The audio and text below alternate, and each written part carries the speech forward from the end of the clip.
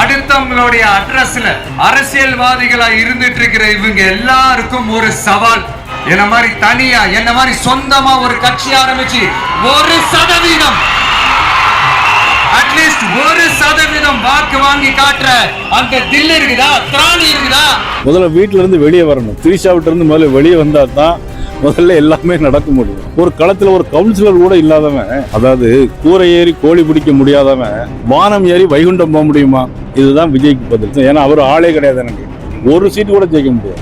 இதெல்லாம் இப்படி சார் 32% வாக்கு இருக்குன்னு தான் ஒரு நடிகர்னால சொல்ல முடியுமா? முதல்ல குடும்பத்தில் வீட்டுல இருந்து வெளியே வரணும் சார்.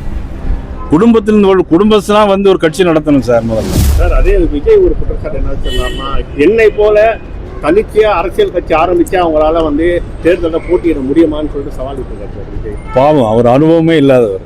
முதல்ல வீட்டுல இருந்து வெளியே வரணும். திரிஷாவிட்ட இருந்து முதல்ல வெளியே வந்தா தான் முதல்ல எல்லாமே நடக்க முடியும்.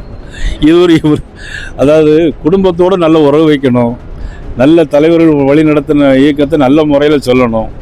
முதல்ல இதுல இருந்து வெளியே வரணும். முதல்ல வீட்டுல இருந்து வெளியே வந்தாதான் பதிவு பண்றாரு.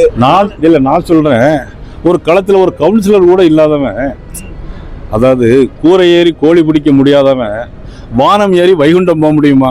இதுதான் விஜய்க்கு பதில். 2 வருஷத்துல வந்துருச்சு எனக்கு அப்படின்றத சொல்றாரு சார். அனுபவத்துல பார்க்கணும். உங்களுக்கு சட்டியில் இருந்தா தானே அகப்பையில வரும். இதெல்லாம் இப்படி சார் 32% வாக்கு இருக்குன்னு தான் ஒரு நடிகர்னால சொல்ல முடியுமா? முதல்ல குடும்பத்தில் வீட்டுல இருந்து வெளியே வரணும் சார். குடும்பத்தினா வந்து ஒரு கட்சி நடத்தணும் சார் முதல்ல.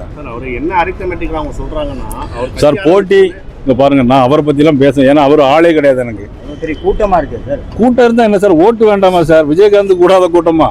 ஓட்டு வேண்டாமா? நம்பிக்கை. நானும் இப்ப அங்க பாருங்க, நானும் அனுமதி ஆஞ்சநேயர் மாதிரி இந்த மலையை தாண்டுவேன்னு சொல்லலாம். நம்பிக்கை தான்.